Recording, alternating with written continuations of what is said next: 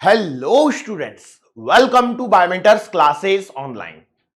So today we are going to discuss numericals on chapter units and measurement. देखो इस chapter में जो भी न्यूमेरिकल्स बनने वाले हैं वो मैं यहां पर आपके सामने लेकर के आ रहा हूं। जैसे कि मोस्टली आपको मालूम है कि एरर्स वाले जो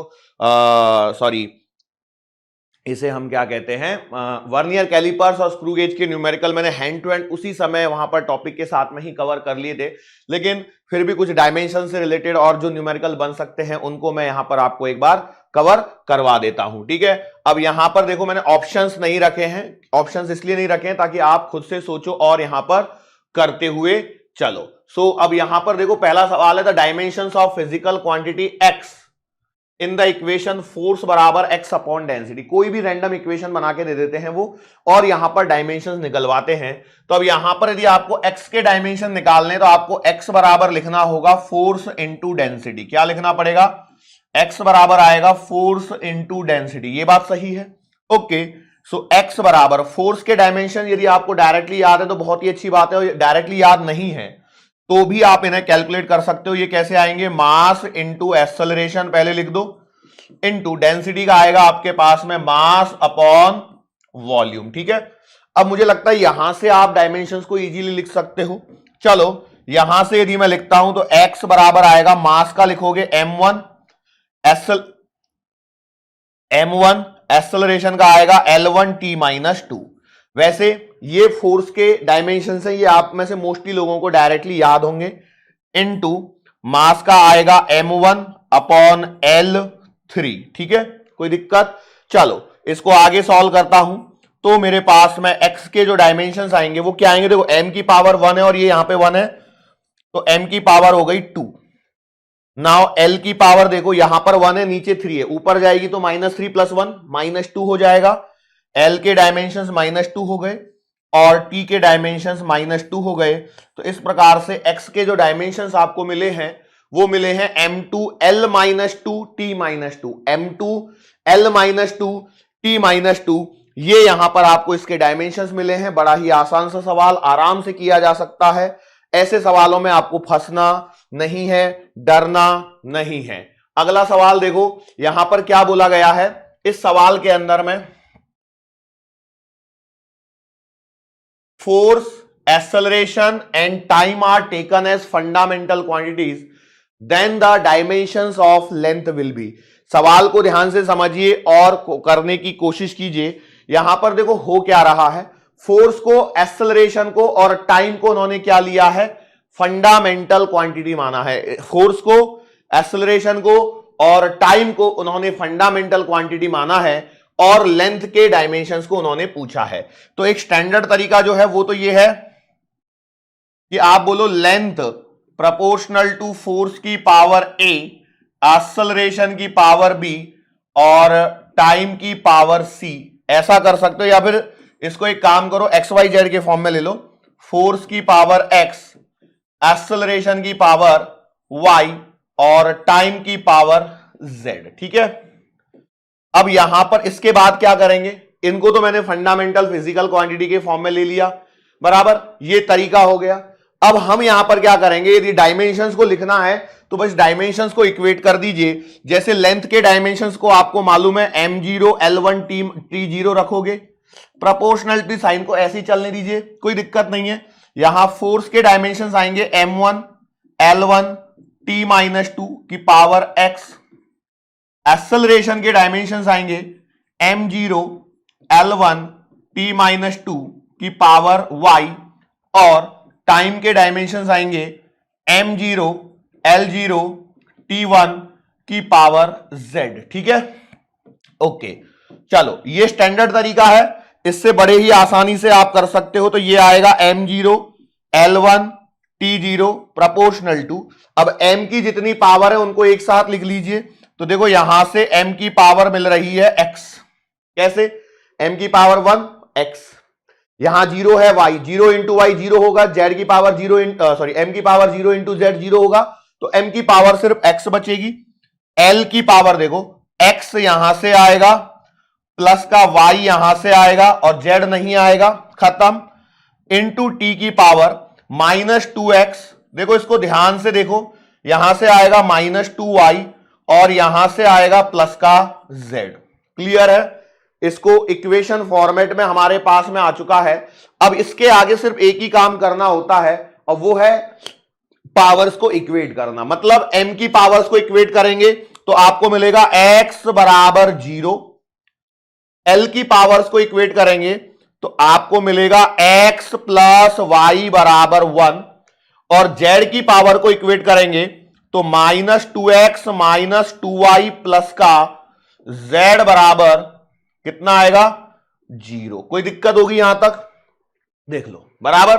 अब यहां से जब मैं एक इक्वेशन को देखता हूं तो x बराबर 0 यहां पर मिल चुका है, तो x बराबर 0 यहां पर पुट करोगे तो y बराबर आपको क्या मिलेगा 1 मिलेगा।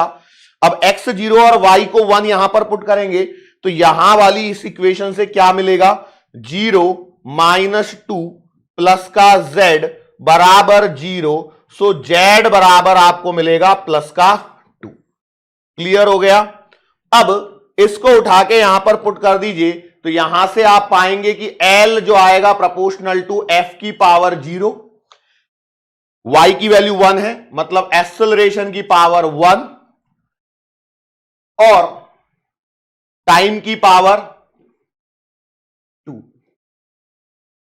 तो f0 a1 t2, f0 a1 t2, f0 a1 t2, this will be the correct answer. Nowadays आजकल एग्जामिनर का ये फेवरेट टॉपिक बनते जा रहा है, जहां पर वो एकदम सी बेसिक सी फंडामेंटल क्वांटिटी को एक अलग तरह की डिराइव क्वांटिटीज के फॉर्मेट में पूछता है। थोड़ा सा अलग टाइप का सवाल होता है, करने का तरीका इसी फॉर्मेट में आप चलते चले जाइए, आपका सवाल सही आएगा, बिल्कुल परफेक्ट आंसर आएगा। इसके डायमेंशंस आपको मालूम है, डायमेंशंस को फंडामेंटल फॉर्मेट में ही लेना है, उसमें कोई चेंज ना करिए। बस यहां पे जिनको फंडामेंटल माना है, जिसको उसने बोला है टेकन एज फंडामेंटल, उनको बेसिक ले लीजिए, पावर एक्स वाई जेड डाल दीजिए। अब देखो जनरली मैं तो एबीसी डालता हूं, लेकिन चूंकि एक्सेलरेशन में ए आ रहा था इसलिए मैंने एबीसी को हटा के एक्स वाई जेड मानना ज्यादा प्रेफरेबल समझा। क्यों? क्योंकि कहीं गलती से ऐसा ना हो जाए ए और ए में कुछ गलती कर बैठूं मैं, तो इसलिए जो मैं गलती कर सकता हूं वो आप भी गलती कर सकते हैं। तो बीइंग अ स्टूडेंट ध्यान रखें, जब पैरामीटर्स कैसे उसके हिसाब से एक्स वाई जेड ले लो, एबीसी ले लो, पीक्यूआरएस ले लो, भाई बहुत सारे ये हैं आपके पास में, एमएनओपी ले लो, कोई दिक्कत थोड़ी है। बस गलती ना करें, सवाल को अच्छे से सही से सॉल्व करके आ जाएं, बस यही हमारी आपसे उम्मीद है। ठीक है, आगे बढ़ता हूं मैं। अगला सवाल देखें यहां पर, convert a pressure of 10 to the power 6 dyne per centimetre square in SI unit. ठीक है, यहां पर क्या बोला गया है, आपके पास में 10 टू द पावर 6, आपके पास में 10 to the power 6 dyne per centimetre square दिया गया है।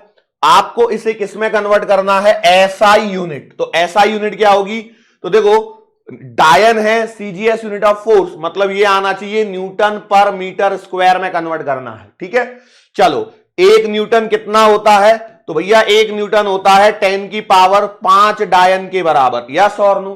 1 न्यूटन कितना है, देख लो 1 न्यूटन कितना खतरनाक है, 10 की पावर 5 डायन। ठीक है, आप लोग तो 1 डायन से डर जाते हो, न्यूटन कितना है 10 टू द पावर 5 डायन।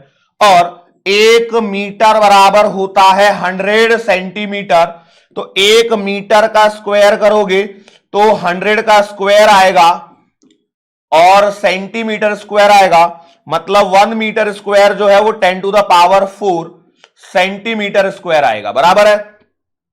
अब यहां तक मैंने आपको निकाल के दिखा दिया है।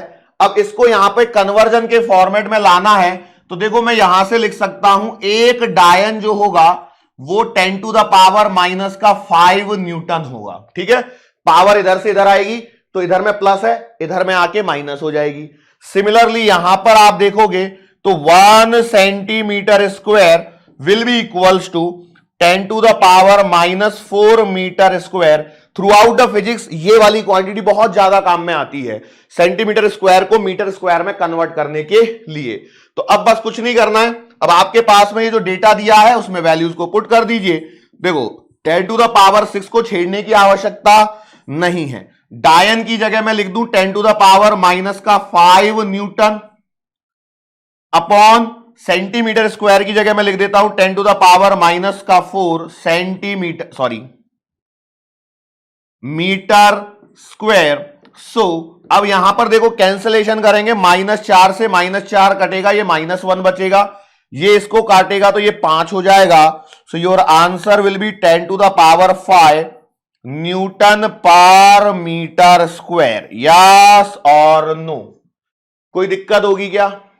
बताओ भाई, कोई दिक्कत होगी क्या? मुझे नहीं लगता है यहां पर कोई दिक्कत होनी चाहिए। यस, तो अब आप एक काम करिए, देखो जरूरी नहीं कि हर सवाल में ही कराऊं, अब आप काम करिए, 10 न्यूटन पर मीटर स्क्वायर को डायन पर सेंटीमीटर स्क्वायर में कन्वर्ट करिए फटाफट। It is your homework, it is your homework, you are preparing for a crash course. So subject को प्रिपेयर करना है तो आपको खुद से भी कुछ सवाल करने ही होंगे। ऐसा नहीं हो सकता कि आप सिर्फ बोलो कि अमर सर आके सवाल सॉल्व करेंगे, तो उससे नहीं होने वाला है। You are a student, you are going to attend the exam, so you will have to practice more and more number of questions। जितना प्रैक्टिस कर सकते हो उतनी प्रैक्टिस आपको यहां पर करनी है। आगे बढ़ता हूं मैं अगले सवाल पे। देखो यहां पर एक सवाल दिया गया है, सवाल पढ़िए क्या है। The air bubble formed by explosion inside water performed oscillation with time period T. क्या हुआ है कि पानी के अंदर में एक एक्सप्लोजन किया गया है, उससे वहां पर एक बबल फॉर्म हुआ है, एयर का बुलबुला बना है। वो क्या कर रहा है?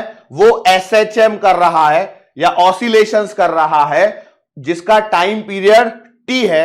और ये जो टाइम पीरियड दिया गया है, उसने बोला है कि टाइम पीरियड जो है वो प्रेशर पी की पावर ए, डी की पावर बी और ई की पावर सी के डायरेक्टली प्रोपोर्शनल है। ये उसने दिया है। जहां पर पी प्रेशर है, डी डेंसिटी है और ई क्या है? एनर्जी है। तो आपको ए, बी और सी की वैल्यू बतानी है। ये भी सवाल एग्जामिनर के फेवरेट रहते हैं। क्यों रहते हैं? देखो एक तो ये आसान होते हैं लेकिन लेंदी होते हैं। जब बच्चे थोड़ा सा पढ़ के जाते हैं, बहुत ही कम पढ़ रहे होते हैं फिजिक्स में, तो उनसे ये बन जाते हैं सवाल।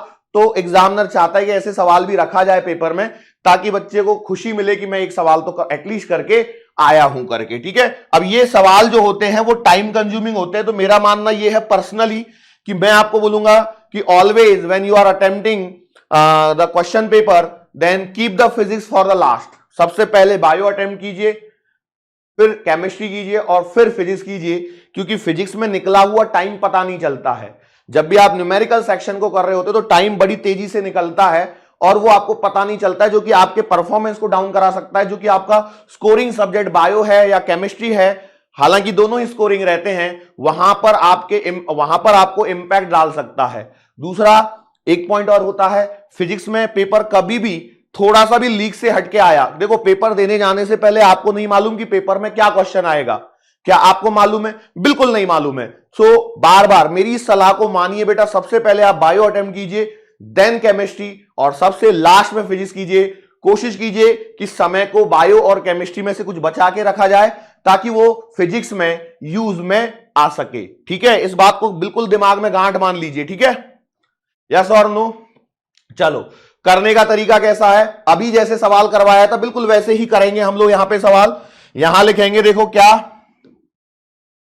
यहां लिखूंगा, m0 l0 t1 बराबर प्रोपोर्शनल टू प्रेशर। अब या तो प्रेशर के डायमेंशंस आपको पता हो, नहीं तो फिर आप लिख दीजिए force upon area power a, density mass upon volume power b, और एनर्जी के मैं उम्मीद करता हूं कि आपको डायरेक्टली पता होंगे, और नहीं पता है तो आप लिख सकते हो फोर्स इनटू डिस्प्लेसमेंट पावर सी। देखो मैं तो आपसे कहूंगा कि आप इनको चाहिए तो साइड में निकाल लीजिए, देखो जैसा आपको उचित लगे, कोई दिक्कत वाली बात नहीं है। यहां पर आता हूं मैं, तो देखो m की पावर है 0, l की पावर है 0, t की पावर है 1। यहां पर आपको डायमेंशन सेट करने हैं। फोर्स के आएंगे m1 l1 t-2 upon area l2 whole power है a। मास रखोगे m की पावर 1, वॉल्यूम लिखोगे l की पावर 3, पावर आएगी b। यहां आ जाओ, फोर्स m1 l1 t-2 और इनटू डिस्प्लेसमेंट मतलब l1 पावर आएगी c। क्लियर? चलो थोड़ा सा मैं आगे बढ़ता हूं। It implies M0 L0 T1 proportional to, क्या भाई, यहां से देखूंगा तो मुझे मिलेगा M1 L2 ये कटेगा L-1 T-2 की पावर है A इनटू, यहां देखेंगे M1 L-3 T0 की पावर है B और इनटू M1 L2 T-2 की पावर है C। एनर्जी के डायमेंशन याद होने चाहिए बेटा, अब इस स्टेज पे आप पहुंच चुके हो। अब क्या करना है, सिर्फ M वाली पावर्स को इकट्ठा कर लीजिए तो क्या होगा, देखो इधर तो आएगा M0 L0 T1 proportional to M की पावर, देखो M कितना है, यहां पर पावर A है, यहां पर पावर B है, यहां पर पावर C है। देखो तो कितना आ जाएगा, ये आ जाएगा A plus B plus C। इसके पश्चात L की पावर लिखनी है। देखो यहां -1 है तो ये -A आएगा, यहां -3 है तो ये -3 भी आएगा, और यहां 2 है तो ये 2C आएगा। तो -A -3B प्लस का 2C, ये L की पावर हो गई। और T की पावर अभी आपको लिखनी बाकी है। देखो यहां -2A है तो -2A हो जाएगा, 0 है तो 0 रहेगा, या -2 है तो -2C हो जाएगा। तो कितना आएगा, -2A -2C हो गया। अगला स्टेप क्या होता है इसके पश्चात, इसके पश्चात हम करते हैं पावर्स को कंपेयर। तो M और M को कंपेयर करेंगे तो इधर में है बेटा A plus B plus C बराबर 0, L से कंपेयर करोगे -A माइनस का 3B प्लस का 2C बराबर का 0, वहां से देखोगे -2A -2C बराबर 1। ठीक है, अब यहां पर देखो मैं क्या कर सकता हूं, -2 को कॉमन ले लूं तो ये बन जाएगा A प्लस C बराबर 1। ठीक है, देखो ये इक्वेशन नंबर 1 चल रही है, ये 2 चल रही है, और मैं 3 को सॉल्व कर रहा हूं आगे। सो यहां से A प्लस C की पावर आ जाएगी -1/2 आ गई क्या, ये A प्लस C बराबर -1/2 मिला है मुझे। इसको क्या करूं, देखो एक बात समझिए, मैथमेटिकल स्किल्स है पूरी तरह से। इसको उठा के मैं यदि यहां डाल दूं तो क्या हो जाएगा, जरा देख के बताना। A प्लस C की जगह ये आ जाएगा B -1/2 बराबर 0, मतलब आपको B बराबर मिल जाएगा 1/2। एक तो B बराबर 1/2 यहां पर आपके पास में हो चुका है। ओके, B की जगह 1/2 जो आया है उसको उठा के यहां डालो इक्वेशन नंबर 2 में। इससे क्या हो जाएगा, -A -3B, तो B की जगह आएगा 1/2 और प्लस का 2C बराबर 0। यहां ध्यान से देखिए, यदि मैं 2 से मल्टीप्लाई कर दूं तो यह आएगा -2A -3 प्लस का 4C बराबर 0। इट इंप्लाइज, ध्यान से क्या कर सकता हूं, इसको उधर ले जाऊं तो यह आएगा -2A प्लस का 4C बराबर प्लस का 3। ये एक इक्वेशन हो गई। अब देखो B की वैल्यू तो आपके पास में ऑलरेडी अवेलेबल है, अब A और C बच रहा है, और ये आपके पास में इक्वेशन है। मैं क्या कर सकता हूं, देखो यदि इस वाली इक्वेशन को मैं 2 से मल्टीप्लाई करता हूं तो ये आएगा 2A प्लस का 2C बराबर -1। सही है क्या, ये बन गया। आ रहा है कि नहीं आ रहा है, now just add these equation. इससे क्या हो जाएगा, 2A और 2A कट जाएगा, 4C और 2C, ये आएगा 6C बराबर 3 - 1 2। सो यहां से आपको C बराबर मिलेगा 1/3। ठीक है, मैं कोशिश कर रहा हूं एक ही पेज पे करने की, थोड़ा सा इक्वेशन आगे पीछे देखो, ये होंगी, हमेशा ऐसे ही होता है। आपको हमेशा वो एक ऐसी इक्वेशन देता है जहां पर A प्लस C या A प्लस B टाइप में बन रहा होता है, फिर वहां से उसको एक इक्वेशन में पुट किया जाता है एंड सॉल्व किया जाता है। अदरवाइज आपको मैंने डिटर्मिनेंट वाली मेथड बताई हुई है, but that is very lengthy method, बहुत लंबी मेथड है वो। लेकिन यहां पर यदि आपका दिमाग थोड़ा सा मैथमेटिकली चल गया तो आप आराम से निकाल सकते हो। सी की वैल्यू यहां पर आपको मिल चुकी है कितनी 1/3, तो अब ए की वैल्यू निकालनी बाकी है, तो कितना आएगा ए प्लस का 1/3 प्लस का 1/2 बराबर 0। सो देखो ए प्लस एलसीएम आएगा 6, एलसीएम आएगा 6, 2 और 3 5 और इधर में माइनस, ठीक है। ए बराबर आ रहा है माइनस का 5/6। ओके, सो मैं फाइनली आंसर लिख देता हूं। ए की वैल्यू आ गई है माइनस का 5/6, बी की वैल्यू आ गई है 1/3 और सी की वैल्यू आ गई है 1/2। ठीक है, इसका मतलब पता है क्या है, टाइम पीरियड जो है वो डायरेक्टली प्रोपोर्शनल है किसके, पी की पावर ए है ना, पीडीई पी डी और ई। ठीक है, ये फाइनल फॉर्मूला बन जाएगा। तो ऐसे सवाल जब आते हैं क्वाइट टाइम कंज्यूमिंग, यदि आप पुराने पेपर उठा के देखोगे तो 2020 का पेपर एकदम हलवा टाइप का पेपर, सिंपल सा, लेकिन 2021 का पेपर देखोगे तो 2021 का पेपर सिंपल है लेकिन लेंदी है। सिंपल है but it is quite lengthy paper. तो पेपर सिंपल होता है, जब लेंदी होता है तो वहां पर टाइम कम पड़ जाता है। तो always manage the time accordingly. हमेशा मैं आपको कहता हूं, always try to solve the question paper within 2 hours 40 minutes, 2 hours 35 minutes, 2.5 घंटे ही समय मान के आपको पेपर को सॉल्व करने की कोशिश करनी, क्योंकि आपका बहुत सारा समय ओएमआर शीट को फिलअप करने में और बाकी जब आप एग्जाम हॉल में बैठे होगे तो वहां पर स्टाफ लेफ्ट राइट करेगा, इन सब चीजों में भी आपका समय जाता है। Now it is a one more question, it is a very famous question जो आप देख रहे हैं यहां पर क्या दिया गया है, P is the pressure, V is the volume. तो आपको डायमेंशन निकालने होते हैं। तो देखो क्या होता है कि देखो जैसे ये एक ब्रैकेट है तो इसके डायमेंशन सेम होंगे, मतलब V माइनस बी लिख रहा हूं।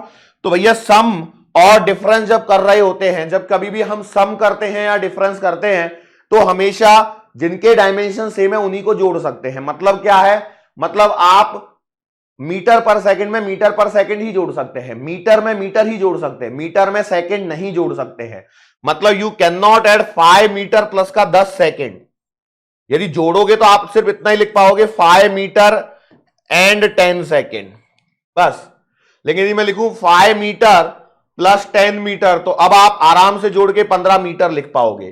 तो यही कॉन्सेप्ट यहां चलता है।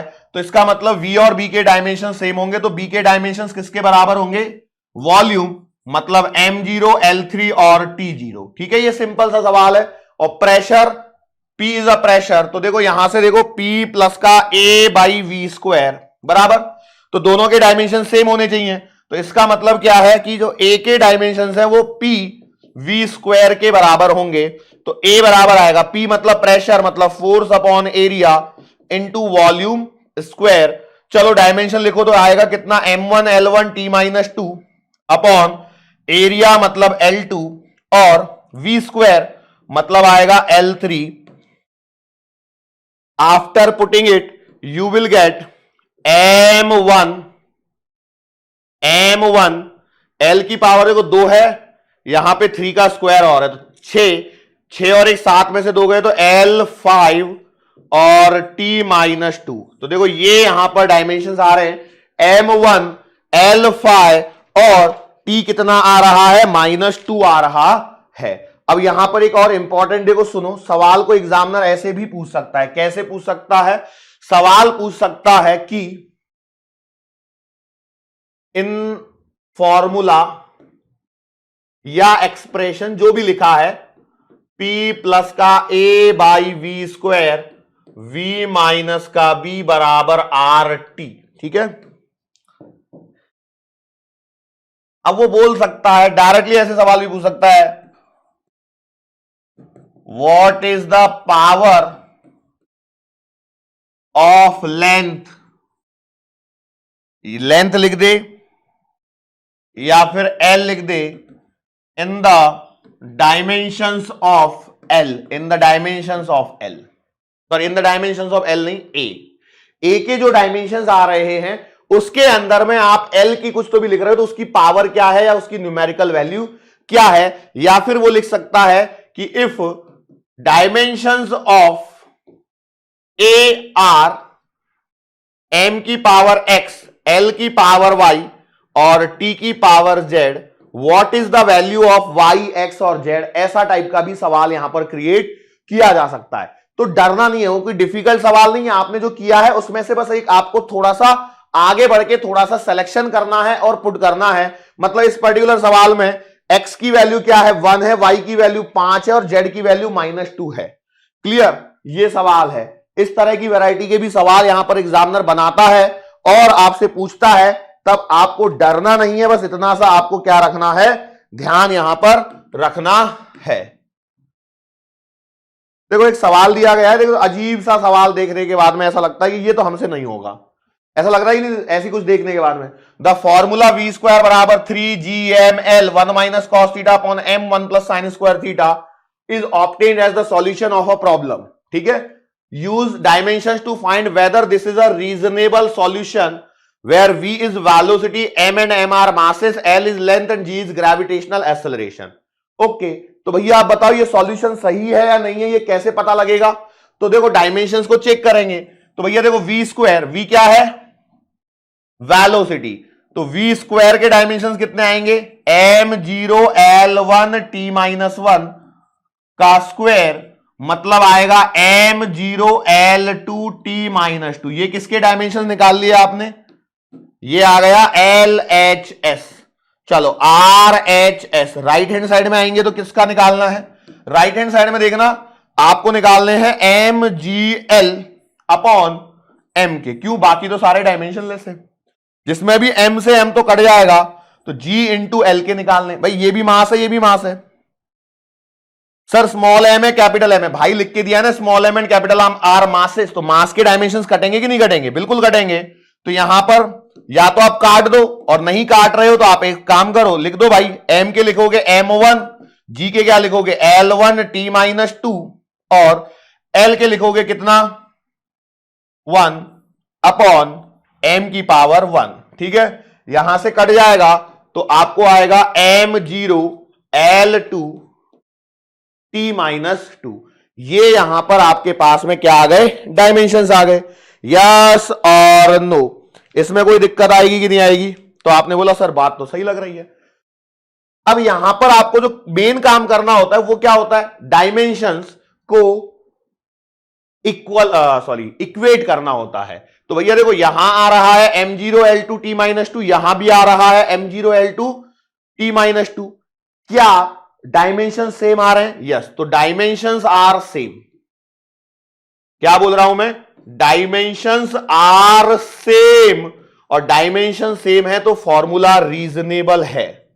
रीजनेबल का मतलब क्या है कि क्या यह फॉर्मूला सही हो सकता है, सही हो सकता है, क्या यह फॉर्मूला गलत हो सकता है, गलत भी हो सकता है, बट क्या आप परफेक्टली ये कह सकते हो कि परफेक्टली सही है? नहीं, परफेक्टली नहीं कह सकते। क्यों नहीं कह सकते? क्योंकि ये 1 माइनस कॉस थीटा और ये 1 प्लस साइन स्क्वायर थीटा के बारे में आप कुछ नहीं कह सकते, ये इस 3 के बारे में भी आप कुछ नहीं कह सकते, क्योंकि ये जिनके डायमेंशन नहीं है उनके बारे में हम बता नहीं सकते। लेकिन हाँ, जो MGL और कैपिटल M को यूज किया गया वो उन्होंने सही से यूज किया हुआ है, मतलब ये चीजें हैं, तो बस रीजनेबल है। अब इसमें सवाल एग्जामिनर क्या पूछेगा, एग्जामिनर पूछेगा कि भाई ये 4 ऑप्शन देने एग्जामिनर को, तो वो क्या बनाएगा, वो बोलेगा कि ऑप्शन नंबर ए में dimensionally correct, physically incorrect, B बोल सकता है dimensionally incorrect, physically correct, option number C dimensionally correct, physically correct, और डी बोल सकता है डायमेंशनली इनकरेक्ट, फिजिकली भी इनकरेक्ट। तो यहां पर यदि आपको सॉल्यूशन में लगाना है तो आप कौन सा लगाओगे, आप कौन सा लगाओगे?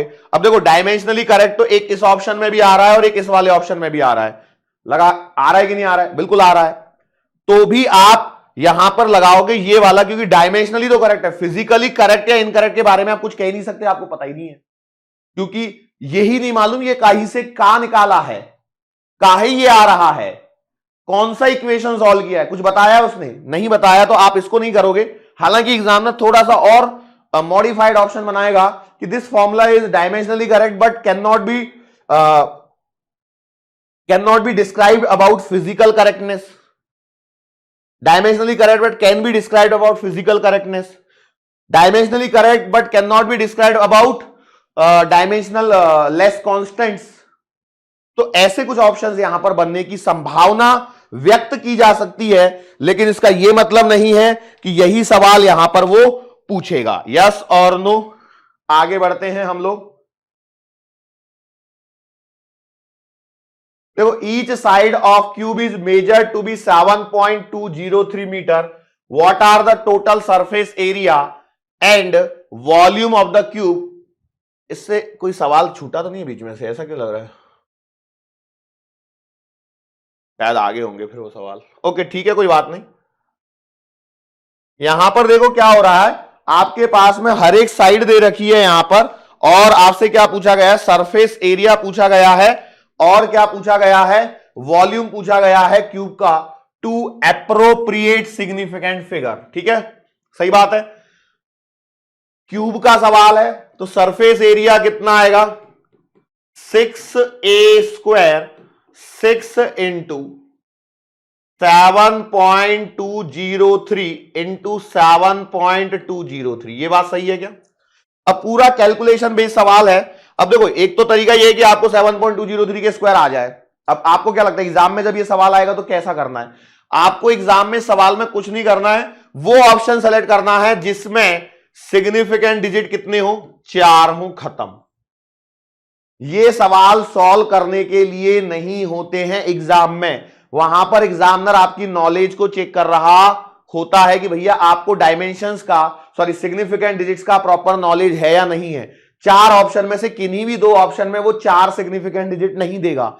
क्यों? क्योंकि एग्जामिनर को मालूम है कि आपसे वो क्या सॉल्व करवाना चाहता है। तो जो भी आंसर आएगा उसमें आपको 4 सिग्निफिकेंट डिजिट लगाने हैं। हाँ, यदि 2 ऑप्शन 4 सिग्निफिकेंट डिजिट में आ रहे हैं, माना यदि 2 ऑप्शंस में 4 सिग्निफिकेंट डिजिट दिख रहे हैं, इसका मतलब वो आपसे राउंडिंग ऑफ भी करवाना चाहता है उसी कॉन्सेप्ट के अंदर में। ठीक है, तो चलो हम करते हैं, मान लेते हैं 3 से करोगे, 3 तिया 9 और ये 0, 3 दूना 6, 3 7 21। ओके, ये 0 है तो छोड़ो, 2 तिया 6 0, 2 दूना 4, 2 सत्ते 14, 7 तिया 21, 7 दूना 14, 4 1, 7 7 49 और 1 50। यह आएगा 9 0 6 6 12 2 1 1 2 3 4 और 4 8 और 8 और 1 और 5 और इंटू 6 का जब मैं मल्टीप्लाई करूंगा, यहां पर देखो मैं 6 का मल्टीप्लाई कर रहा हूं। 6 नाम 54, 6 दूना 12 2 1 6 तिया 18 और 1 19 की 9 हासिल 1 6 8 48 और 1 49 9 हासिल 4 6 8 48 और 4 52 2 हासिल 5 6 और 6 कम 6 और 5 11 1 हासिल 1 6 5 30 और 1 31। पॉइंट कितने के बाद आएगा? तो देखो 1 2 3 4 5 6, 1 2 3 4 5 6, तो यहां आएगा पॉइंट। तो आपको आंसर आएगा 311 पॉइंट। अब क्या आंसर? तो अब इसके जो पॉसिबल ऑप्शन है वो ऐसे आएंगे, 311.299 ऑप्शन नंबर बी में दे दिया, 311.29 ऑप्शन नंबर सी में दे दिया 311.2 और ऑप्शन नंबर डी में दे दिया 311.3। अब ये जैसे इस सवाल में मैंने क्या कर दिया है, अब देख लो यहां पर 2 ऑप्शन ऐसे हैं जिसमें 4 सिग्निफिकेंट डिजिट आ रहे हैं। ये तो वैसे भी नहीं होंगे, ये आपको पता है।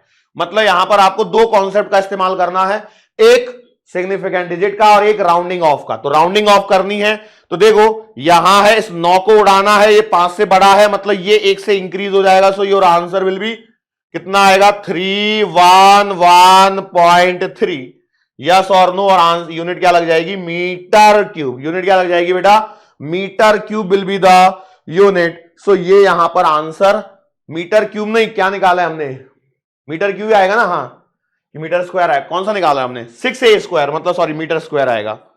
ठीक है, अब ऐसे ही आपको क्या निकालना है? वॉल्यूम भी निकालना है। चलो वॉल्यूम भी निकाल के बताओ।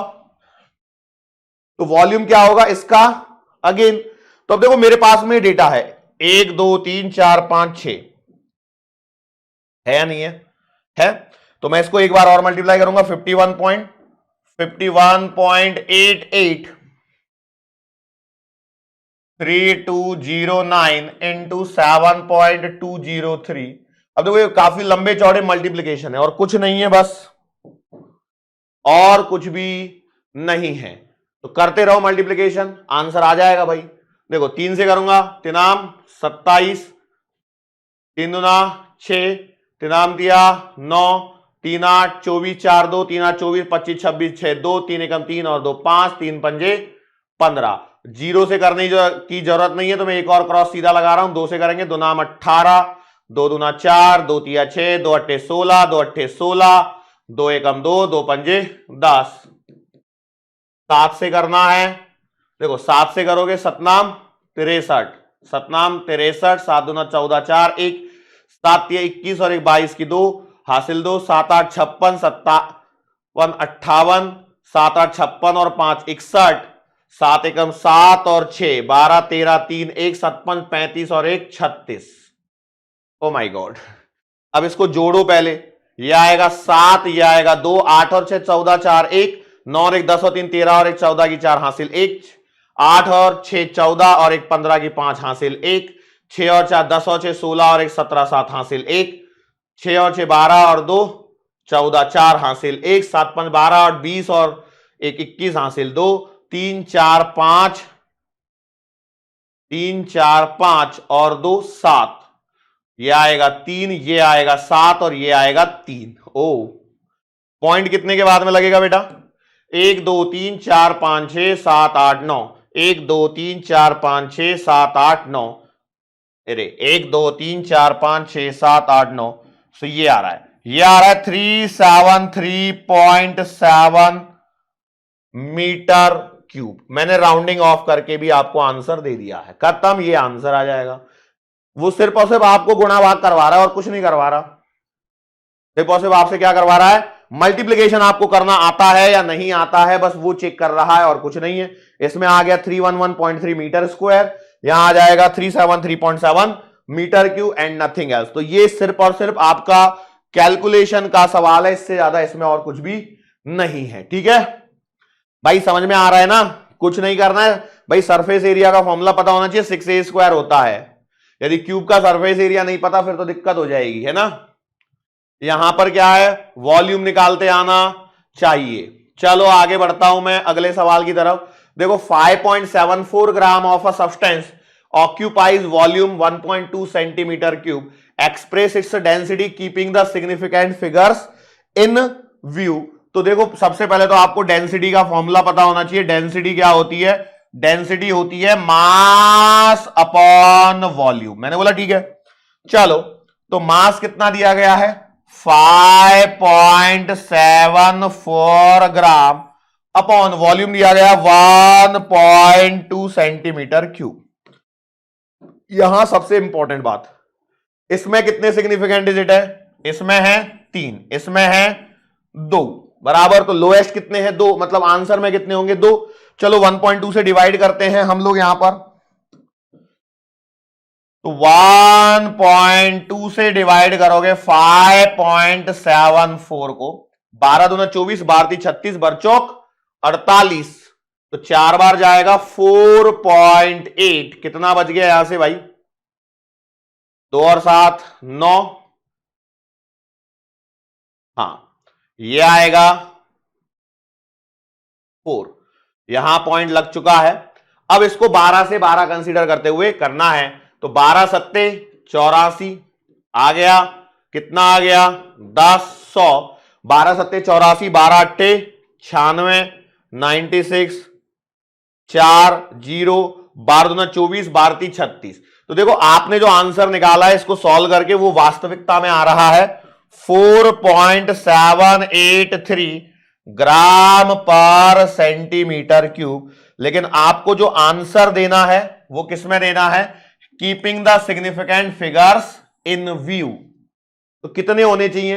देखो इसमें कितने थे? 3, इसमें कितने हैं? 2, इसमें लोएस्ट है, लोएस्ट सिग्निफिकेंट डिजिट में आंसर दोगे तो आंसर में कितने सिग्निफिकेंट डिजिट होने चाहिए? 2 होने चाहिए। तो 2 कैसे होंगे? मतलब इतना होना चाहिए, इसको उड़ाना है, इस जिसको उड़ाना है वो 50 से बड़ा है, मतलब ये आगे वाले को 1 से बढ़ा देगा।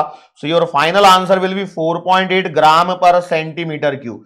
जाहिर सी बात है जिसको नियम याद है देखो इसमें कोई कॉन्सेप्ट नहीं है, इसमें क्या है, नियम याद है आपको सिग्निफिकेंट फिगर्स के, तो आप सवाल सॉल्व कर सकते हैं। यदि नियम याद नहीं है तो फिर आपको परेशानी का सामना करना पड़ेगा। यस और नो?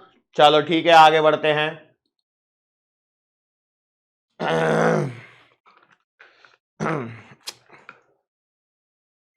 अभी देखो,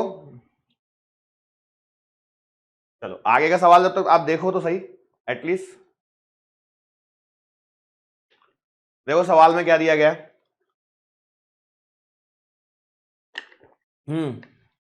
the mass of the box measured by a, क्या हो रहा है उसको देखो,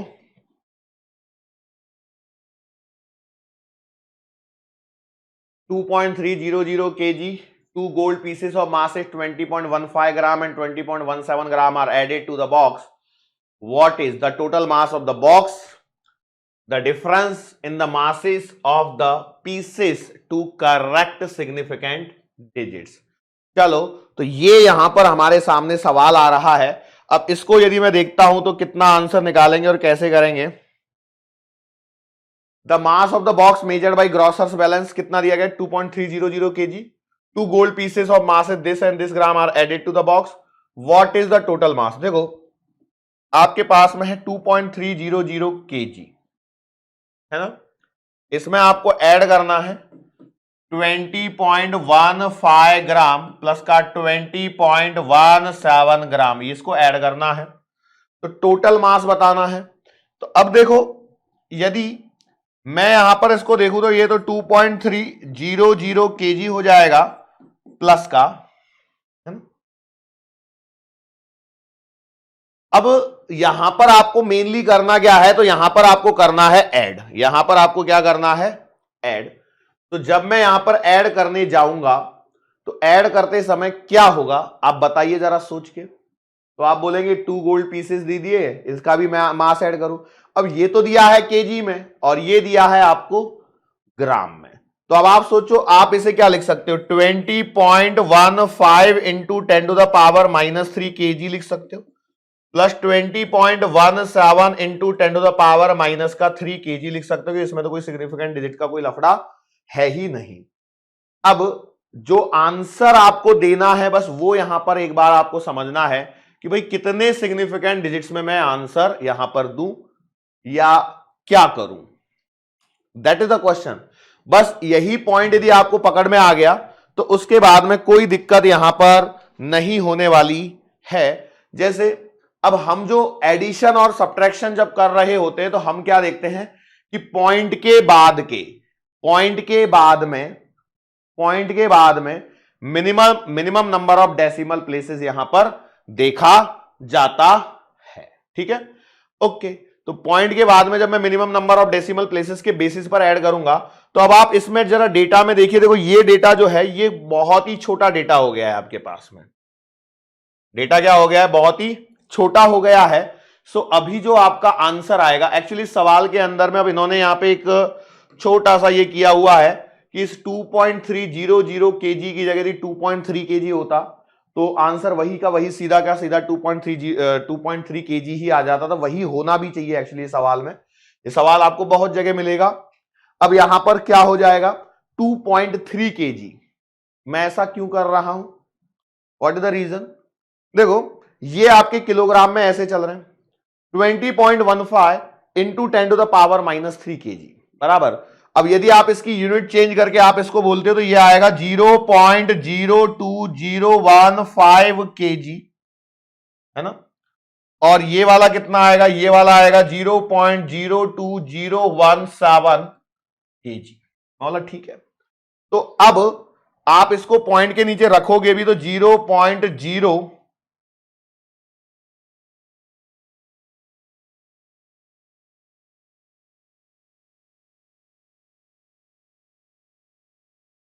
2015 और 0.02017, ठीक है।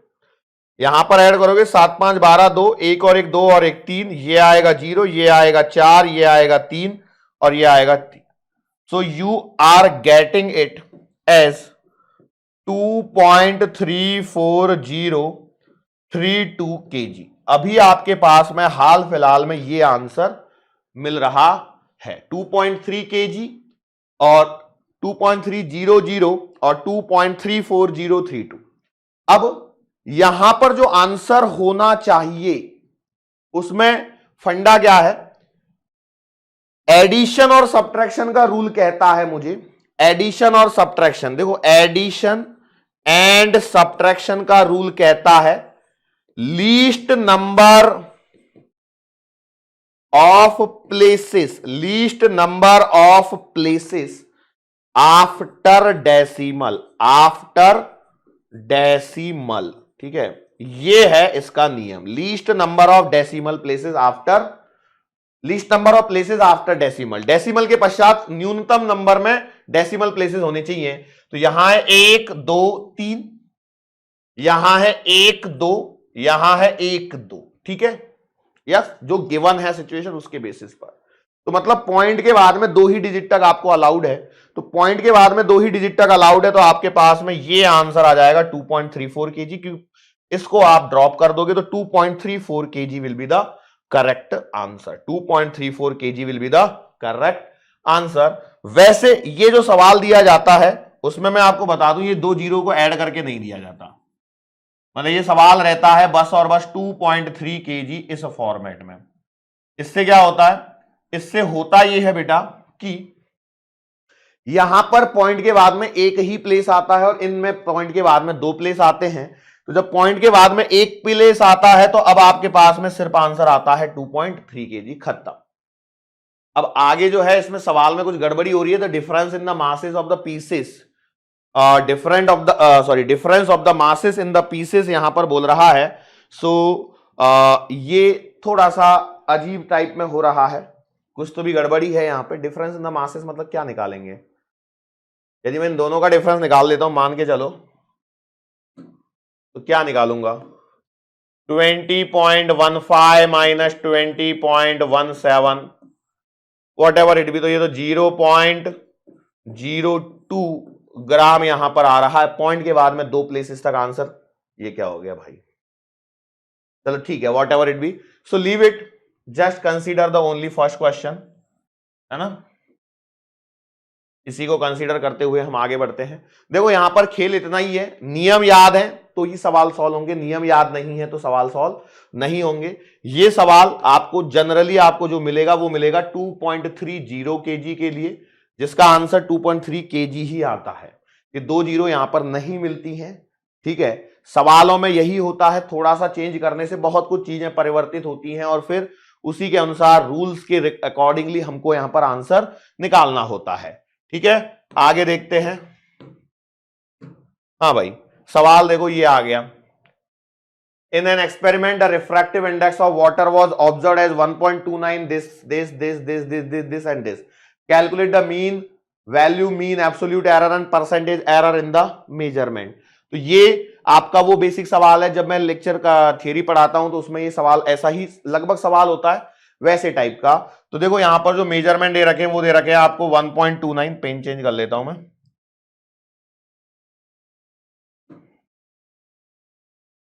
1.29, 1.33, 1.34, 1.35, 1.32, ये 1.36 होगा, ठीक है, 13.6 नहीं आएगा, 1.36, 1.30, 1.33, इन सबको करते हैं हम ऐड, कितना आएगा, 9 3 12 4 16 5 21 22 23 और 6 29 30 31 32 हासिल 2, 32 का 2 हासिल 3, 3 9 6 3 8 9 3 4 12 3 5 15 3 6 18 3 7 21 3 8 24 25 26 हासिल 2, 1 2 3 4 5 6 7 8, 8 और 2 10, 10.62। अब आपको चाहिए मीन वैल्यू, तो मीन वैल्यू कितनी आएगी, 10.62 डिवाइडेड बाई 8, क्योंकि ये 8 वैल्यूज हैं, तो 8 1 जा 8.26, 8 दूना 16, 8 तिया 24, कितना बच गया, 2 22, 8 दूना 16, बच गया 6 जीरो, 8 7 56 है ना, 4 जीरो 58 40। लेकिन आपको पॉइंट के बाद में 2 ही प्लेसेस तक रखना है, तो यू विल गेट 1.33। ये आपको क्या मिल गई, मीन वैल्यू। अब इसके पश्चात आप क्या करोगे, हर एक रीडिंग में एरर निकालोगे, तो इसमें आएगा डेल्टा A1 बराबर 1.33 और 1.29 का मॉड लेंगे तो 0.04। ध्यान रखना इसमें कितना आएगा, तो मैं सिर्फ मॉड लिख के ले रहा हूं डायरेक्टली, पॉजिटिव आंसर लेना है। 1.33 में से इसको सब्ट्रैक्ट करेंगे तो आंसर आएगा 0.04, इसमें आएगा 0.00, इसमें आएगा 0.01, जो बड़ा दिख रहा है उसमें से छोटे को सब्ट्रैक्ट कर दो, 0.02, 0.01, 0.03, 0.03 और 0.00। ठीक है, ये आ गया, ये हर एक रीडिंग में एरर आ गई। अब आप इनका क्या निकाल लो, एवरेज। तो एवरेज कैसे निकालेंगे, 4 और 1 5 6 7 8 और 6 14, तो 0.14 divided by 8, so you will get 0.0, 8 एकम 8 और कितना बच गया बेटा, 6 जीरो, 8 7 56, फिर वही 4, सो यू आर गेटिंग 0.02। ये आपका क्या आ गया, मीन एब्सोल्यूट एरर आ गया। मीन एब्सोल्यूट एरर कितना आया है, 0.02 का। अब आपको क्या चाहिए, परसेंटेज एरर चाहिए, तो कितना आएगा भाई, जाहिर सी बात है, percentage error mean absolute error upon true value into 100, सो 0.02 अपॉन 1.33 इंटू 100। ठीक है, पॉइंट से पॉइंट कट जाएगा, 2 जीरो इधर में आ जाएंगी, तो परसेंटेज एरर जो आएगा कितना आएगा, देखो पॉइंट से पॉइंट कट गया, 200/133, तो 133 बन जा, 133 पॉइंट हटेगा, कितना बच गया 67, 0670, तो 1.5, 5 बार आराम से चले जाएगा, 1.5%।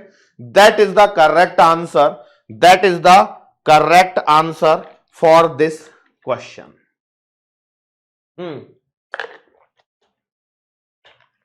एक एक करते हुए करते चले जाइए बेटा, ध्यान से करेंगे तो कोई गलती नहीं होगी। बहुत ज्यादा भाग दौड़ मतलब दिमाग को प्रेशराइज करेंगे तो हो सकता है कोई गलती कर बैठो। मैंने लगभग हर वैरायटी को कवर करते हुए जा रहा हूं, कोशिश करूंगा कि सारा चीजें कवर हो जाए। यहां पे the length and the breadth of a rectangle are 5.7 plus minus 0.17 centimetre and 3.4 plus minus 0.2 centimeter. Calculate the area of the rectangle with error limits. अब एक बात ध्यान सुनना, सबसे पहले तो आप नॉर्मल एरिया निकाल लो। नॉर्मल मतलब क्या है, इस वैल्यू को और इस वैल्यू को कंसीडर करते हुए, तो भैया जो आपका एरिया आ जाएगा वो आएगा 5.7 इंटू 3.4, तो 4 7 28, 8 4 7 7 चौक 28 के 8 2 4 पंजे 20 और 2 22, 3 से मल्टीप्लाई करेंगे, 7 के 21 2 3 पंजे 15 16 17 8 3 9 और 1, तो यू आर गेटिंग 19.38। ठीक है, 19.38 यहां पर आपको ये वाली वैल्यू मिलते हुए नजर आ रही है। अब इसके बाद क्या करना है, इसके बाद आपको सिर्फ इतना सा करना है कि करना क्या है समझो, आपको इसको प्रॉपर एरर लिमिट्स के साथ में यहां पर रिप्रेजेंट करना है। तो जब एरर लिमिट के साथ में करेंगे तो क्या करेंगे कि भैया देखो आपको अलग अलग ये भी निकालना पड़ेगा। जैसे यदि आपके पास में एरिया का फॉर्मूला है ए इंटू बी, तो आप डेल्टा ए अपॉन ए बराबर क्या लिखोगे, delta a upon A plus का डेल्टा बी अपॉन बी। सो यहां से डेल्टा ए की वैल्यू आएगी ए times delta a upon A plus का डेल्टा बी अपॉन बी, क्योंकि जो आपको मेन रीडिंग लिखनी है वो ए प्लस माइनस डेल्टा ए के फॉर्म में लिखनी है। तो ए तो आपको मिल रहा है, ये वैल्यू कैलकुलेट करनी है। तो एक बात ध्यान रखें, ये सवाल होते हैं बेटा आसान होते हैं लेकिन लेंदी होते हैं। तो ये आएगा 19.38, डेल्टा ए कितना है 0.1 divided by 5.7 plus 0.2 divided by 3.4। Now solve it. Now solve it. Percentage error तो निकालना नहीं है, एरर की लिमिट के साथ में लिखना है। तो एरिया का जो आंसर रीडिंग लिखी जाएगी वो तो यही लिखी जाएगी ना, ए plus minus delta A, yes और नो। अब एक और सबसे बड़ी बात बताऊं, यहां मल्टीप्लीकेशन हो रहा है, इसमें 2 सिग्निफिकेंट डिजिट्स हैं, इसमें भी 2 सिग्निफिकेंट डिजिट है, तो आंसर में 2 होने चाहिए। तो 2 होने चाहिए मतलब 19.38 को 2 सिग्निफिकेंट डिजिट में क्या रखेंगे, 19.0। 19 भी लिख सकते हैं, प्लस माइनस, पॉइंट के बाद में 0 को क्यों यहां पर जगह दी गई है, क्योंकि इनमें पॉइंट के बाद में एक डिजिट तक मेजरमेंट पॉसिबल है, इसलिए इसको यहां पर जगह दी गई है। लेकिन 2 सिग्निफिकेंट डिजिट्स मतलब 19.0 और प्रिसीजन के हिसाब से 19.0। 2 सिग्निफिकेंट डिजिट्स के हिसाब से हम 19 लेके आ रहे हैं और प्रिसीजन को ध्यान में रखते हुए 19.0 लेके आ रहे हैं। तो आप यहां पर भी कर सकते हैं, लेकिन जनरली हम ऐसा करते नहीं है, यहां पर पूरा सॉल्व कर लेते हैं पहले। तो ये आंसर यहां आएगा। अब इनको सॉल्व करना है। अब देखो, इनको सॉल्व करने के लिए क्या करो, पॉइंट से पॉइंट कटेगा, इस पॉइंट से एक पॉइंट को कटेगा, 57 है, 34 है, 17 34, 17 51, ये 57 की जगह 5.1 होता, 57 की जगह 51 होता, तो 7 दूना 14, 7 तिया 21, तो एलसीएम लेके आराम से सॉल्व किया जा सकता था। लेकिन अब देखो, एक बार 57 ही दिया है तो 57 के अनुसार हमें चलना भी पड़ेगा। अब उसमें कोई ये नहीं कर सकते changes. Now you just need to solve it. 57 और 34 का एलसीएम लेके इसको सॉल्व करना है। क्या आएगा एलसीएम, वैसे इसको काट लो तो ये 17 आएगा, 17 और 57 का एलसीएम ले लो, कितना बचेगा देखो, डेल्टा ए बराबर 19.38 इंटू 57 इंटू 17, तो यह आएगा 17 प्लस 57। ठीक है, पॉइंट मैंने काट दिए। डेल्टा ए चल रहा है 19.38 इंटू 17, 7 7 14, 4 1 7, 5 और 1 6 और 1 7, 74/17 इंटू 17, 57 इंटू 17, ये है डेल्टा ए का आंसर। अब आपको नहीं लगता ये काफी बड़ा नंबर है? यस, ये दिए गए हैं आपको कंफ्यूज रखने के लिए कि भैया आप कंफ्यूजन में बैठे रहो और कुछ कर ना पाओ और कुछ ना कर पाओ। ठीक है, अब यदि मैं इसको 19.00 मान लूं, 19 पॉइंट क्या मान लूं, सिर्फ 19 ही मान लूं, तो मेरा काम 2 मिनट में हो जाएगा।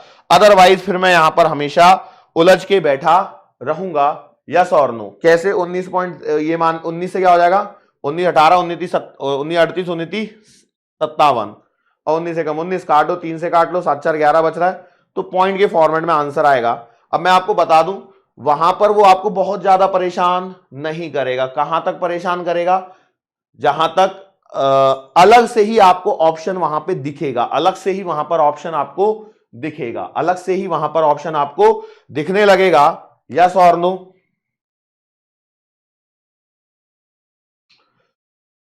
तो अब इनका हमें मल्टीप्लाई करके और देखना पड़ेगा और तब हमारा आंसर आएगा। मतलब कैसे, जो कि मैं ऑलरेडी आपको बता चुका हूं। अब इन दोनों का मल्टीप्लाई करेंगे, 57 इंटू 17, एंड देन हम इसको डिवाइड करेंगे और फिर इसमें जो भी आंसर आएगा 74 से मल्टीप्लाई करना है। सो मैं यहां पे आपको एक बात बताऊं, तो एक बात देखिए क्या,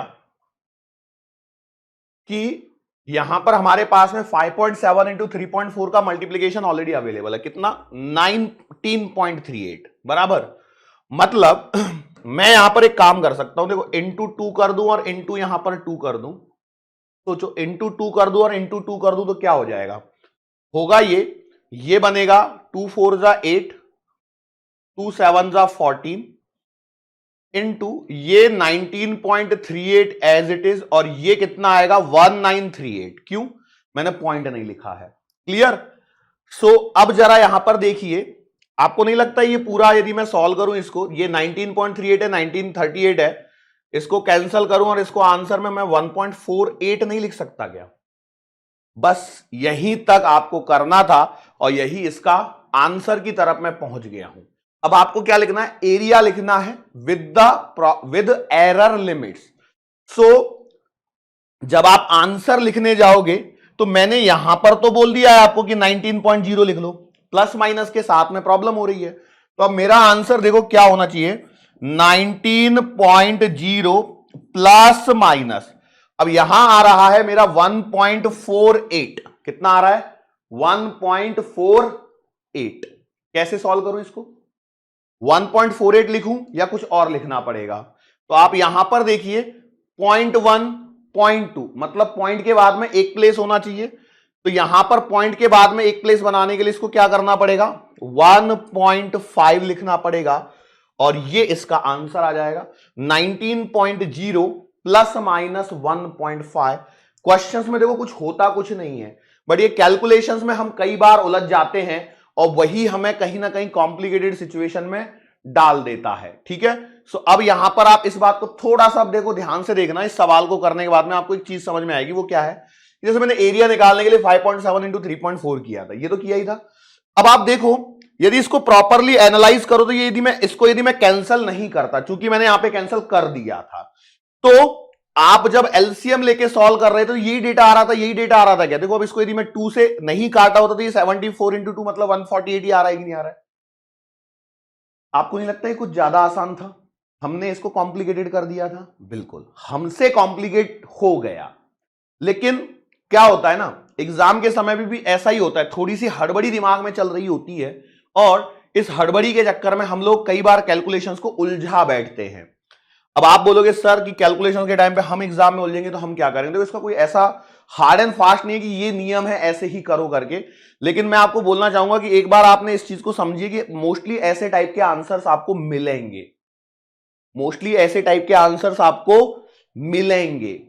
मतलब इन दोनों में यहां पे 2 का मल्टीप्लाई होकर वही आंसर आ रहा है कि नहीं आ रहा है? मतलब इन दोनों को ही तो ऐड किया मैंने, एट द एंड 1734 ये यहां पे 2 के साथ में था, लगभग लगभग वही कर सकता था मैं डायरेक्टली, यस और नो, तो काम सीधा हो जाता था। लेकिन ठीक है, अब उलझा दिया इस सवाल में तो कोई बात नहीं, अगले सवाल में हम लोग इस चीज का थोड़ा सा ध्यान रखेंगे। ठीक है, चलो आगे सवाल है क्या? A body travel uniformly a distance of 13.8 plus minus 0.2 meter in a time 4.0 plus minus 0.3 second. Calculate its velocity with error limit. What is the percentage error in its velocity? ठीक है, तो देखो सबसे पहले वही कि वेलोसिटी को यदि मुझे लिखना है तो मुझे तो लिखना है डिस्टेंस अपॉन टाइम, ये बात क्लियर। मतलब हम लिख रहे होंगे 13.8 plus minus 0.2 upon 4.0 plus minus 0.3, ये हमारा डेटा चलेगा। चलो सबसे पहले तो आप नॉर्मल वेलोसिटी कैलकुलेट करने जाओगे तो ये आएगा 13.8 डिवाइडेड बाई 4, 4 तिया 12 पॉइंट 1 18, 4 चौका 16, 4 पंजे 20, 3.45 मीटर पर सेकेंड। ये आपका वेलोसिटी का आंसर आएगा जो मेन डेटा है, बराबर। अब यहां पर यदि मैं आता हूं तो देखो मैं क्या लिखूंगा, v बराबर डी बाई टी है, तो डेल्टा v अपॉन v बराबर delta d upon D plus का डेल्टा t अपॉन टी। सो यहां से मुझे डेल्टा v क्या मिलेगा, v into delta d upon D मतलब 0.2 divided by 13.8 plus delta T है 0.3 डिवाइडेड बाई 4। यस, ओके, थोड़ा सा मैं आगे बढ़ता हूं तो डेल्टा वी के आंसर की तरफ मैं बढ़ रहा हूं, तो डेल्टा वी का आंसर आएगा 3.45 इंटू, अब देखो यहां आप लोगे तो 13.8 इंटू 4 बराबर एलसीएम के बाद में 4 इंटू 0.2 मतलब 0.8 और प्लस, एक काम करता हूं,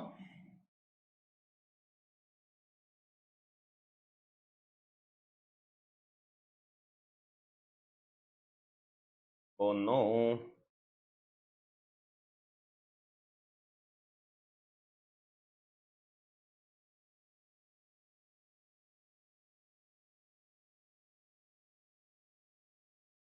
अच्छा एसी के साथ में चलने की कोशिश कर रहा है, ठीक है कोई बात नहीं।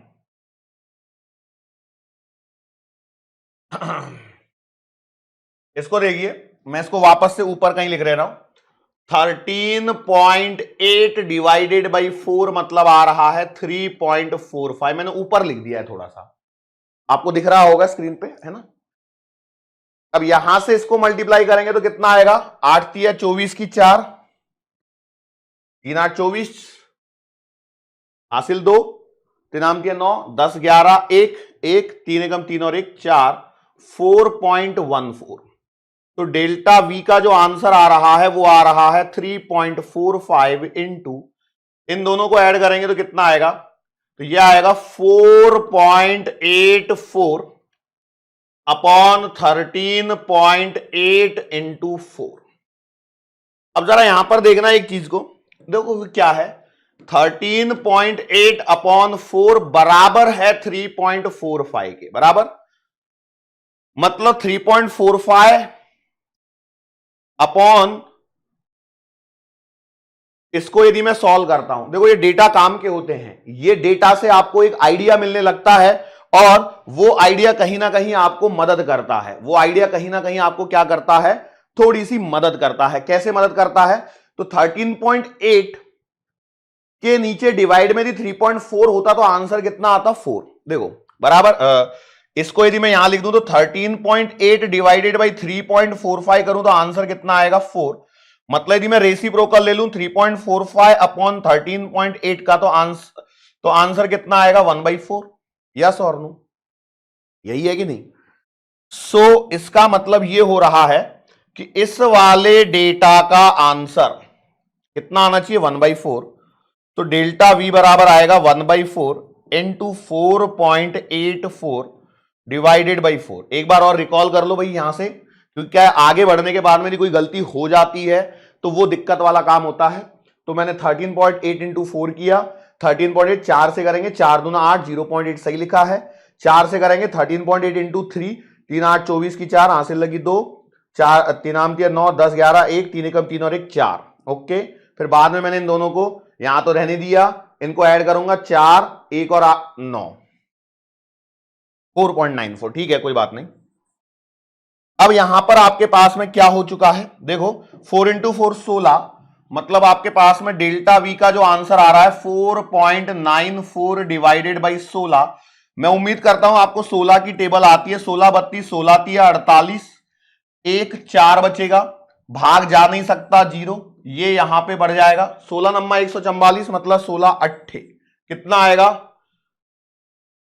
128। 128 सब्ट्रैक्ट करोगे 12 0, 16 का फिर से 16 पंजे 80, 16 छिकी 96 है ना, और 16 छिकी 96 और 16 सत्ते 112। ठीक है, ये टाइप ऑफ डेटा हमारे पास में आ चुका है, मैंने अभी ऐसे ही रहने दिया है। अब मुझसे क्या पूछा गया, परसेंटेज एरर, तो भैया परसेंटेज एरर कितना लिखूंगा, परसेंटेज एरर जो आएगी वो आएगी delta v upon v into 100। तो डेल्टा वी है आपके पास में 0.3087 इंटू 100 डिवाइडेड बाई, और वी कितना निकाला है आपने, वी निकाला है 3.45, 3.45। ठीक है, चलो अब इस डेटा को सॉल्व करने की हमें कोशिश करनी है। अब जब इस डेटा को सॉल्व करने की कोशिश करता हूं, 2 0 हटा दो, इस पॉइंट को यहां सरका दो, तो आपके पास में 30.87 डिवाइडेड बाई 3.45 ऐसा आएगा। इसको जब मैं सॉल्व करूंगा, पॉइंट से पॉइंट कट गया तो 345। ठीक है, 3450। अब देखो ऐसा तो है नहीं कि 10 बार आप डिवाइड कर दोगे, मतलब वो तो एक ही बार हो जाता, तो इसका मतलब ये जाएगा 9 टाइम्स। तो 345 0 माइनस 345 0 1, कितना बचेगा बेटा यहां से, 1 और 3, अरे 3110, थोड़ा सा बड़ा हो गया, कोई बात नहीं, तो 8 टाइम्स लेना पड़ेगा इसको, 345 इंटू 8। तो 345 इंटू 8 करना है, तो मैं इसमें से इसको सब्ट्रैक्ट कर लूं फिर से। अच्छा, मैंने ये क्या किया, ये आपको समझ में आया क्या, 2765। ओके, देखो मुझे 9 टाइम चाहिए था, 345 इंटू 9, तो मैंने 10 से मल्टीप्लाई किया, मतलब एक जीरो बढ़ा ली। भाई देखो 345 इंटू 9 का मतलब क्या है, 345 इंटू 10 माइनस 1, वही मैंने यहां पर भी किया है। अब बस जो ये काम मैं कर रहा हूं धीरे धीरे, वो आपको थोड़ा सा फास्ट करना है एग्जाम समय में। ओके, तो 8 बार ये चला जाएगा, तो आप इसको सब्ट्रैक्ट करोगे, 3087 माइनस का 2765, आपके पास बचेगा 2, यहां से बचेगा 2 और यहां से कितना बचेगा 322, अब एक जीरो और आ जाएगी। तो इस बार 8.9 ये आपके पास में परसेंटेज में आंसर निकल के आने लगेगा। 8.9% यहां पर हमारे पास में आंसर आने लगेगा। ठीक है, 8.9%, 8.9% विल बी द आंसर। 8.9।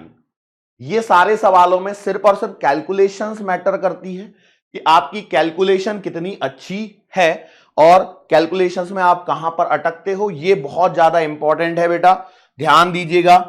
अब इसके आगे एक रजिस्टर वाला सवाल, हां 2 सवाल को कंबाइनली रजिस्टर्स वाले सवालों में दिया गया है। अब इसमें इस सवाल को लेने के पीछे लॉजिक क्या है, जाहिर सी बात है सारी चीजें यहां पर कवर हो जाती हैं, लेकिन इस सारी चीजों को कवर कराने से पहले मैं कुछ चीजें आपको बताना चाहता हूं, जरा एक बार रिकॉल करना।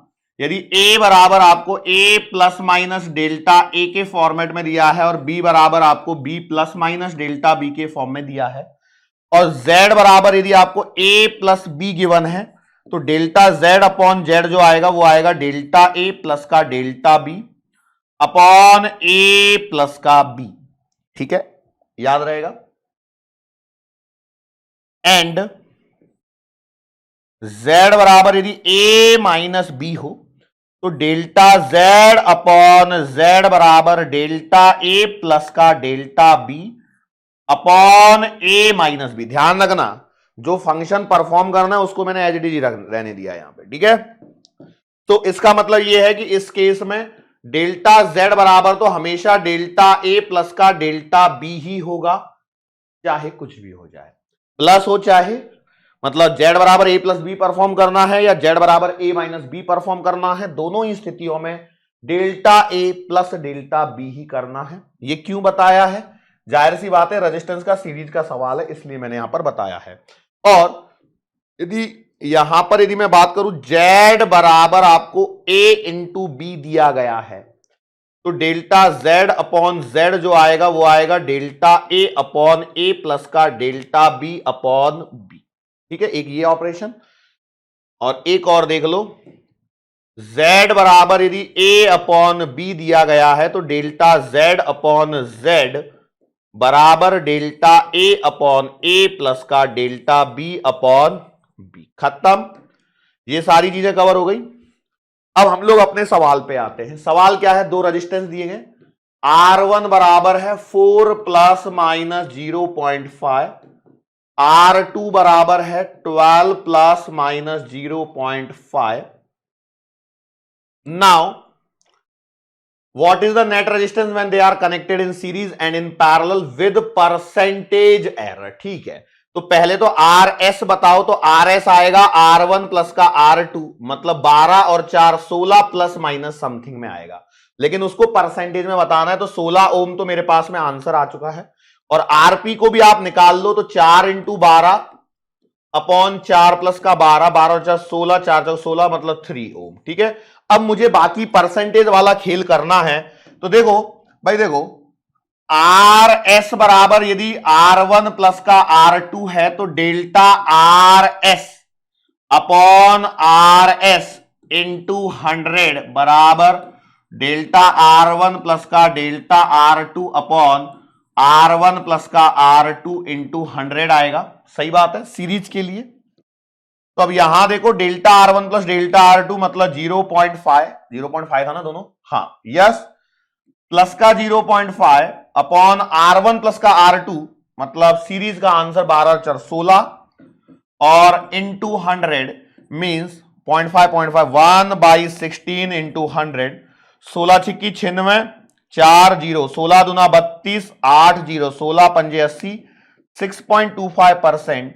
मतलब जो रेजिस्टेंस आएगा सीरीज में वो आएगा कितना, 16 ओम प्लस माइनस 6.25%। ये परसेंट के फॉर्म में चाहिए इसलिए मैंने इसको परसेंट के फॉर्म में निकाला है। देखो ये वाला तो सिंपल है, आरपी में प्रॉब्लम होती है। देखो आरपी जो है वो कहीं ना कहीं आपका R1 R2 upon R1 plus का R2 है। इसको जरा ध्यान से देखना बेटा। देखो एक तो ये 2 का मल्टीप्लीकेशन है, नीचे एडिशन है और इन दोनों का डिवीजन है। तो आपको देखो एक तो ये मल्टीप्लीकेशन वाला लगाना है कि a इंटू बी का मतलब R1 और R2 का, तो delta z upon z, delta a upon a और डेल्टा बी अपॉन बी के हिसाब से चलेगा। फिर एक देखो आपको R1 प्लस R2 भी चाहिए, तो R1 प्लस R2 का इस फॉर्मेट में चलेगा, और दोनों का डिवीजन भी चाहिए। तो अब इसको लिखता कैसे हूं, इसको बस ध्यान से एक बार देख लो।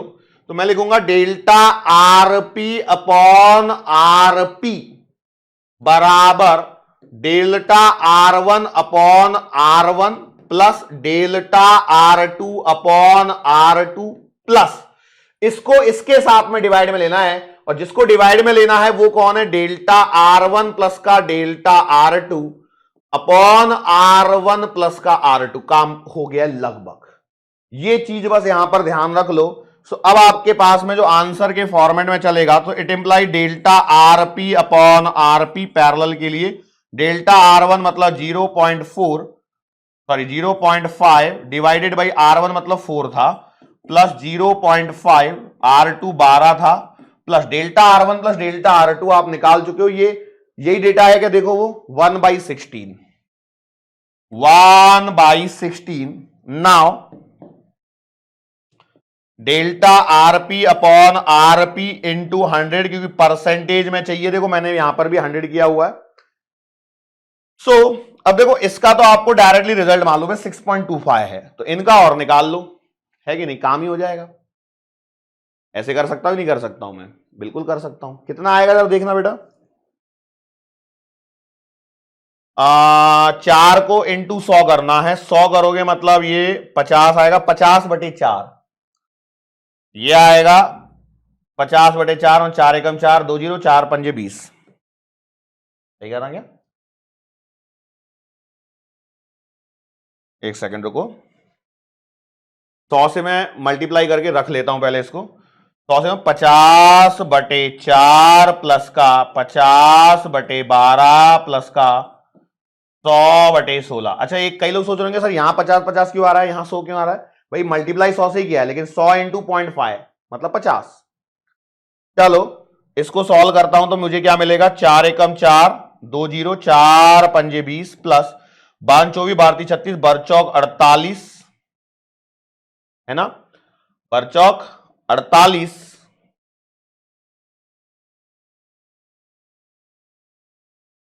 2 0 मतलब 4 एकम 12 एकम 12 8 0 8 0 मतलब वापस में birthing 72 plus 16 Chheoki 96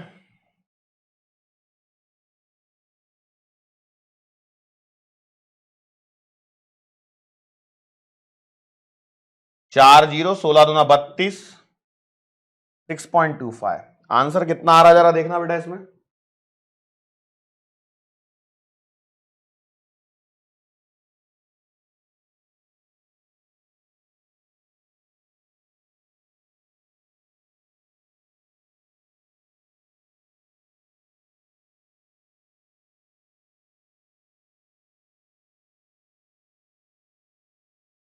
you are getting it quite a big answer. थोड़ा ज्यादा बड़ा नहीं आ रहा है, यहां 16 ओम प्लस माइनस 6.25 आ रहा था,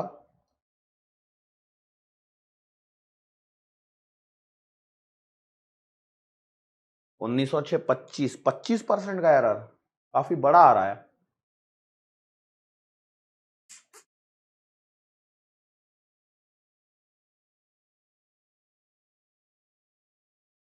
एक काम करूं क्या, मैं इसको ऐसे करने के बजाय मैं इसको अपना प्यारा से आराम से एलसीएम लेके सॉल्व कर लेता हूं भाई, क्योंकि कोई जल्दबाजी में गलती ना हो। 16 दूना 12 16 32 16 48 48 ले लो एलसीएम, इंटू 100 साइड में चलता रहेगा, ठीक है, इंटू 100 साइड में चल रहा है। 4 से करेंगे 1 12 12 का आधा 6 5 24 36 बच्चों 48 4 का आधा 2 16 32 16 48 3 6 2 8 9 10 11 1100/48, ठीक है, सही कर रहा हूं। 48 इंटू 2 करोगे, 2 बार डिवाइड करोगे, 48 दूना 96 बराबर है 96 आएगा, बचेगा कितना, 110 है 96 है मतलब 196 4 110 96 10 और 4 14 और ये है 0, तो इसको लगभग 3 बार मान लूं तो 23%। तो पिछली बार ज्यादा क्यों आंसर आ रहा था मेरा? पिछली बार में क्या दिक्कत हो रही थी? कोई गलती कर रहा था क्या मैं? डेफिनेटली कोई ना कोई गलती तो हुई होगी, नहीं तो उसके बिना तो ऐसा हो ही नहीं सकता कि हमारा आंसर इतना चला जाए। तो पिछली बार आंसर जो मैं निकाल रहा था और इस बार जो आंसर निकाल रहा हूं, पिछली बार 25% आ रहा था, इस बार 23% आ रहा है। तो there must be something, let it be, कोई बात नहीं, अब जो हो गया होगा, आई डिडंट फाइंड इट। तो आरपी का जो आंसर आएगा वो आएगा 3 ओम प्लस माइनस 23%। ये यहां पर आरपी का आंसर आएगा। ठीक है, कोई दिक्कत वाली बात? यस। तो सीरीज और पैरेलल के सवालों को करने का तरीका ध्यान रखना, और ये वाला सेक्शन ध्यान जरूर रखना। पावर होगी तो पावर को भी आप ऐसे ही टैकल करने वाले हैं। ठीक है, अब देखो एक्चुअली ये यहां तक का हो गया है, इसके आगे मुझे वर्नियर कैलिपर्स और स्क्रू गेज के भी 4-5 सवाल और मैं करवाता हूं, उनको मैं यहां पर ऐड करवा दूंगा, so don't worry about it. ठीक है, और होगा इसी के पीपीटी में, इसके पीछे लेकर के मैं इनको ऐड करवाता हूं। अभी वर्नियर कैलिपर्स और स्क्रू गेज के कुछ सवालों को हम यहां पर देखेंगे। सो जैसा कि मैंने बोला था आपको, स्क्रू गेज और वर्नियर कैलिपर्स के भी क्वेश्चंस मैं यहां पर ऐड करवा रहा हूं, है ना। अब ये मैं पहले नहीं ले पाया था किसी कारण से, कोई बात नहीं, लेकिन अभी आपके सामने ये आ चुका है। सवाल देखिए, स्क्रू गेज और वर्नियर कैलिपर्स दो ही टॉपिक हैं आपको मेजरमेंट से रिलेटेड, और इसमें सीधा जो मेनली सवाल बनता है वो लीस्ट काउंट से रिलेटेड बनता है। और लीस्ट काउंट बहुत ज्यादा डिफिकल्ट नहीं है, 1 main scale division minus 1 vernier scale division इस केस में आ जाएगा, और वहां पे लीस्ट काउंट निकालने का अलग तरीका है, ये आपको पिच से निकालना रहता है लीस्ट काउंट के लिए। चलो, तो यहां पर सवाल देखो, सबसे पहले स्क्रू गेज का ही यहां पर आपके सामने एक सवाल आ रहा है।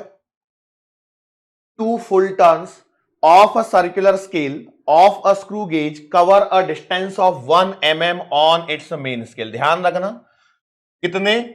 2 चक्कर में हमें हमेशा पिच से चलना रहता है, pitch upon number of circular divisions, वहां से लीस्ट काउंट मिलता है। तो यहां पर देखो, 2 चक्कर जब लगेंगे तो आपका 1 mm कवर होगा। तो 1 चक्कर का मतलब 1/2, या मैं कहूं 0.5 mm कवर होगा। ये क्या आ गई? पिच। सवाल इसके लिए भी पूछा जा सकता है, ये बात ध्यान रखना भाई। तो हम एक एक चीज इसमें सीख रहे हैं। पिच निकल के आ चुकी है आपके पास में 0.5 mm। आगे क्या बोल रहा है? The total number of divisions on the circular scale is 50। Total divisions कितने हैं अवेलेबल हमारे पास में? 50। तो मुझे बताओ लीस्ट काउंट कितनी आएगी? 0.5 डिवाइडेड बाई 50, ये mm में चलेगा तो लीस्ट काउंट आएगी 0.001 mm, और यही आती भी है, ये स्टैंडर्ड टाइप का स्क्रू गेज हो गया। देखो, यहां तक पढ़ने से आपको क्या मिला है? यहां तक पढ़ने से आपको मिला है लीस्ट काउंट। आगे देखो सवाल क्या बोला है। Further it is found that the screw gauge has a zero error of -0.03। Negative zero error दिया गया है, तो जो दिया है मैं उसको लिख रहा हूं। देखो, बड़े सवालों में हमेशा एक काम करना बेटा, डेटा जो दिया है उसको लिख लें, क्योंकि क्या है ना, कई बार हम भूल सकते हैं। माइनस का 0.03 mm। ओके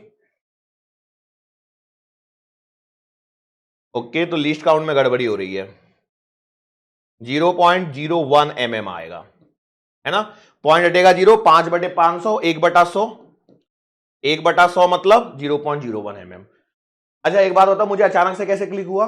क्योंकि जीरो एरर उन्होंने 0.03 mm दे रखा है, इसका मतलब definitely it should be 0.01 mm। While measuring the diameter of thin wire, a student notes the main scale reading of 3 mm।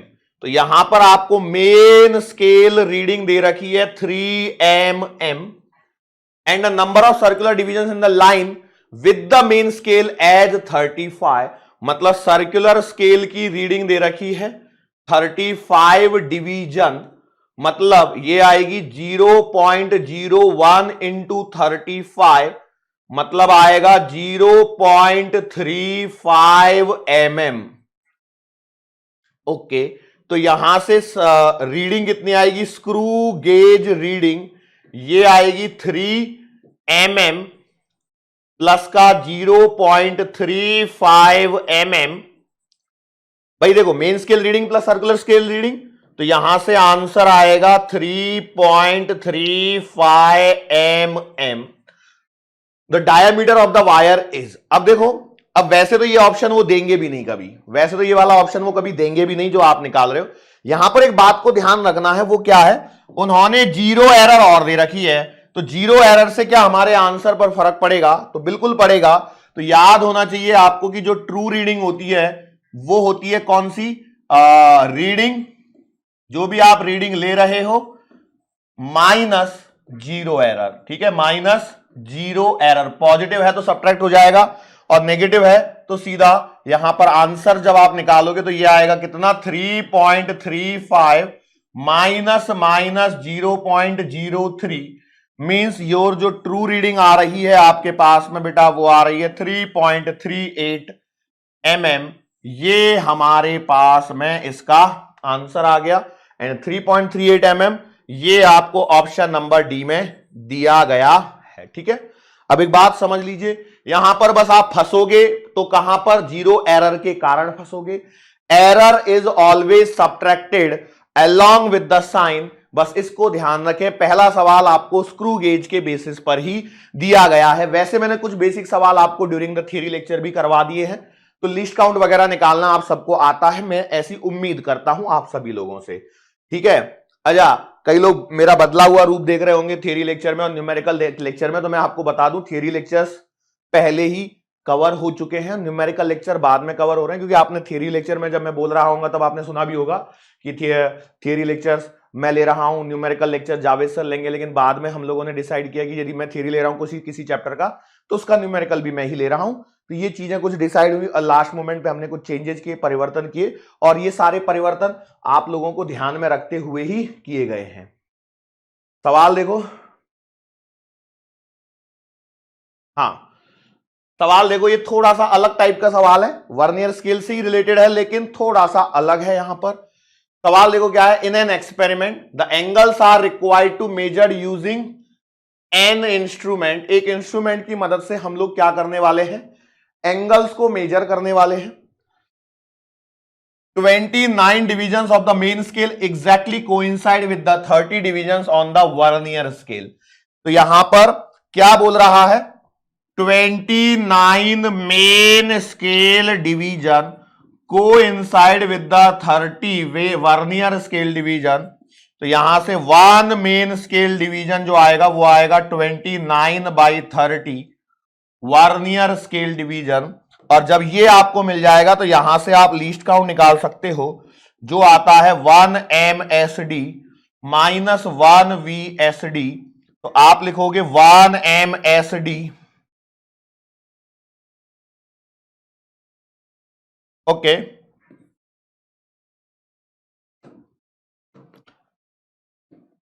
Minus, अब 1 VSD जब आप लिखोगे तो 1 VSD कितना आएगा? मैंने कुछ उल्टा तो लिख दिया क्या? यस, यहां पे थोड़ा सा बेटा उल्टा हो गया, सॉरी। 30/29 आपको एक्चुअली 1 VSD निकालना चाहिए था यहां पे, सॉरी फॉर दैट, कोई बात नहीं। 1 VSD जो आएगा वो आएगा 29/30 MSD। ठीक है, चलो, तो 1 MSD माइनस 1 VSD आएगा 29/30 MSD। तो आपको मिलेगा 1/30 MSD। ये आ रहा है आपका लिस्ट काउंट, और ये MSD का मतलब महेंद्र सिंह धोनी नहीं है, है ना, मेन स्केल डिवीजन है। चलो आगे बढ़ता हूं मैं। अब यहां पर क्या बोल रहा है? If the smallest division on the main scale is half a degree then the least count. तो अब देखो 1 MSD कितने के बराबर है? तो उसने बोला 0.5 डिग्री के बराबर है। तो इसका मतलब आपको लीस्ट काउंट चाहिए, तो लीस्ट काउंट है 1/30 और क्या है? MSD। तो MSD की जगह मैं लिख सकता हूं 1 MSD की जगह 0.5 और डिग्री, तो लीस्ट काउंट कितना आएगा? 1/60 डिग्री बराबर। ये 1/60 कहां से आ गया? समझ में नहीं आया तो मैं इसको बता देता हूं, 1/30 इंटू 1/2 है ना, और ये पूरा आंसर किस में आएगा, डिग्री में, तो लीस्ट काउंट आएगा आपके पास में 1/60 और डिग्री। अब आपको एक बात पता होनी चाहिए, एक डिग्री जो होता है उसमें 60 मिनट होते हैं, तो इसको हम मिनट में यदि मैं कन्वर्ट करता हूं तो लीस्ट काउंट बराबर आएगा 1/60 इंटू 60 मिनट, मतलब आंसर इज 1 मिनट। तो 1 minute it is given in option number C. बड़ा ही प्यारा सा सवाल है ना, थोड़ा सा लेवल हाई है, लेकिन हमें घबराना नहीं है, और सवालों को ध्यान से करोगे तो आपके आंसर प्रॉपरली निकल के आ जाएंगे। ठीक है, कोई दिक्कत? एक सवाल, 2 सवाल और बचे होंगे, है ना, मुझे लगता है 4 सवाल लिए होंगे मैंने। अब देखो ये सवाल करो स्क्रू गेज का। पहला एक सवाल स्क्रू गेज, फिर वर्नियर स्केल, फिर से screw gauge. Gives the following reading when used to measure the diameter of a wire. Main scale reading 0 mm, given that 1 mm on main scale corresponds to 100 division of the circular scale, the diameter from the above data is।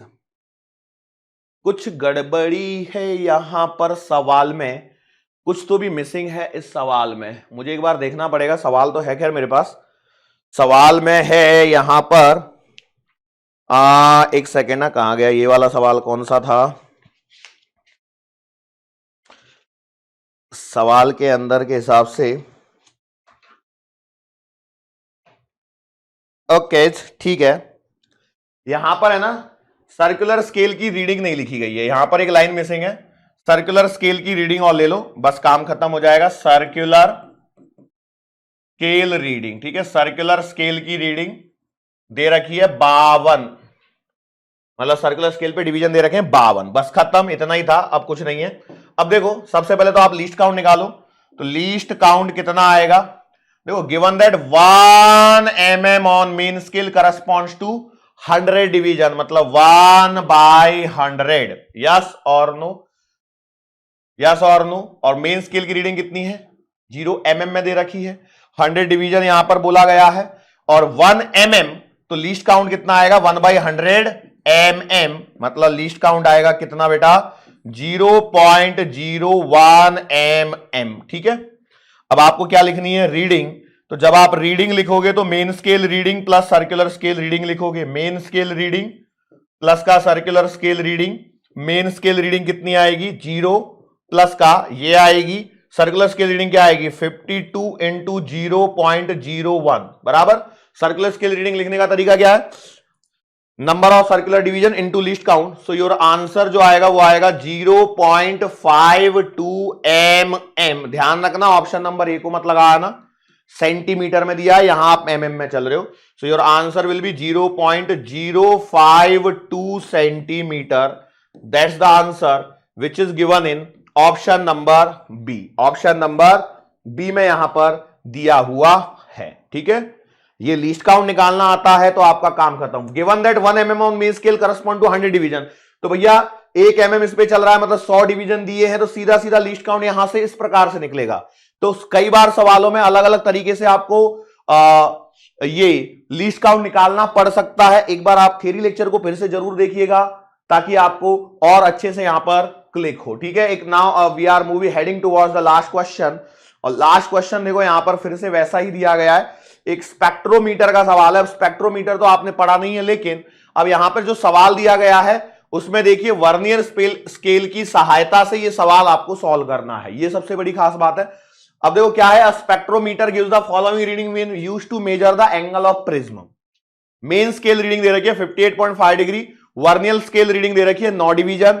Given that 1 division on main scale correspond to 0.5 degree, total divisions on the vernier scale is 30 and match 29 divisions of the main scale। तो देखो ये वाली जो line है ना, ये आपको काम आ रही है किसके लिए, ये आपको काम आ रही है लीस्ट काउंट निकालने के लिए। क्यों, उसने क्या बोला है, total division on the vernier scale कितने हैं 30, तो 30 डिवीजन है वर्नियर स्केल पे, ये मैच कर रहे हैं 29 मेन स्केल डिवीजन से। तो यहां से आपको 1 वर्नियर स्केल डिवीजन मिलेगा जो कितना आएगा 29/30 MSD के बराबर आएगा।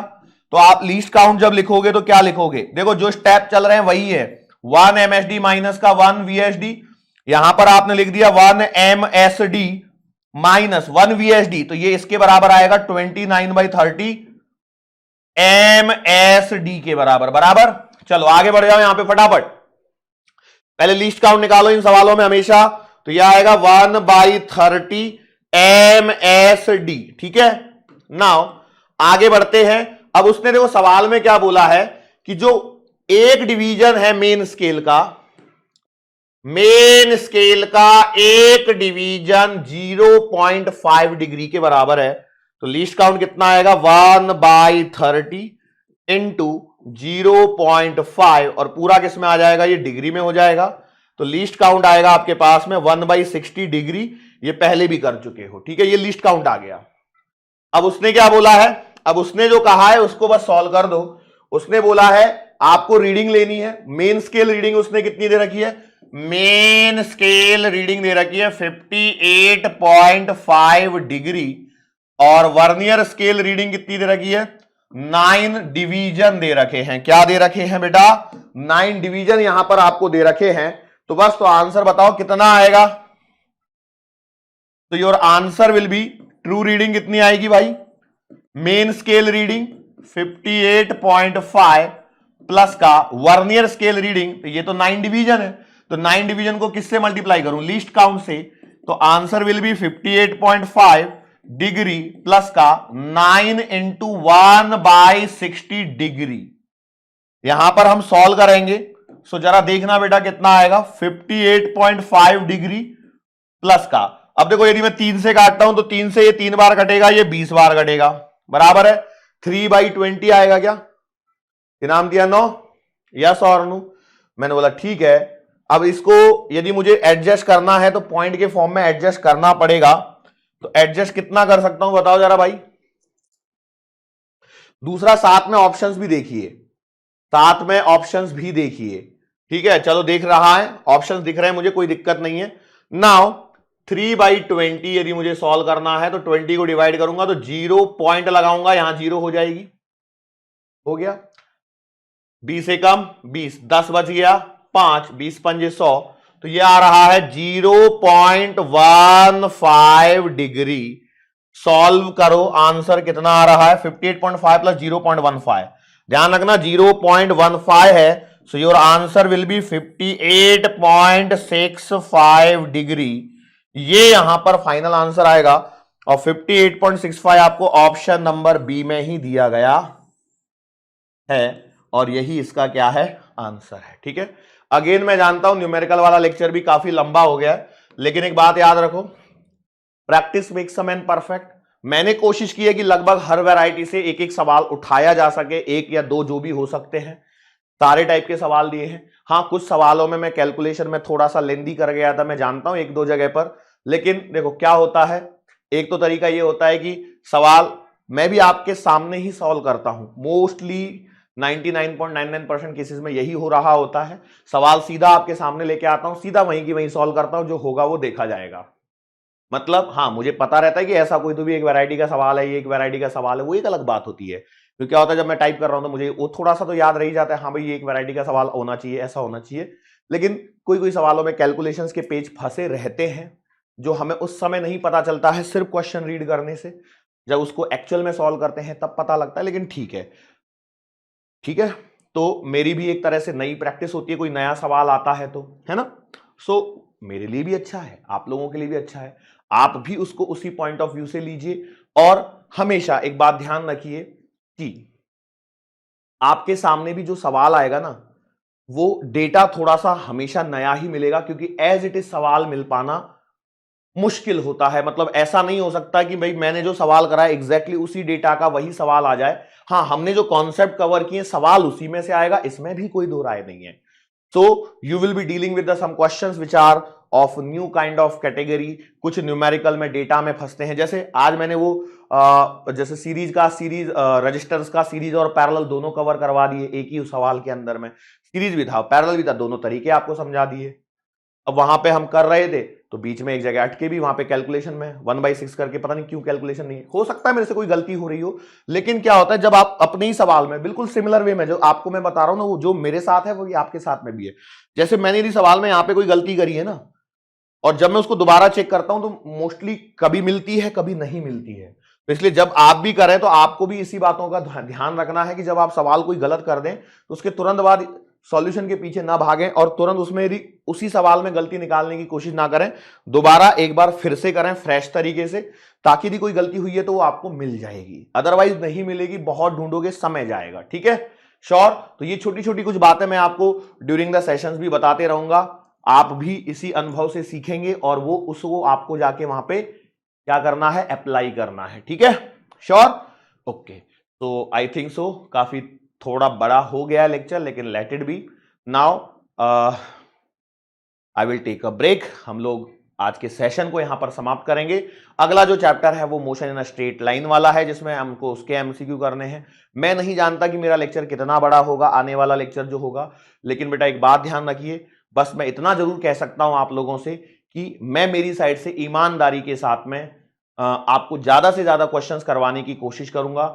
हालांकि मैं थियरी लेक्चर के अंदर में भी बहुत कुछ न्यूमेरिकल्स कवर कर रहा हूं, लेकिन फिर भी आपको थियरी और न्यूमेरिकल दोनों लेक्चर्स को गो थ्रू करना चाहिए। ठीक है, and then afterwards solve the DPS also. Sure, okay. So that's it for today. आज के लिए बस इतना ही। मुलाकात फिर से होगी अपनी आने वाले अगले लेक्चर के दरमियान। सो तब तक के लिए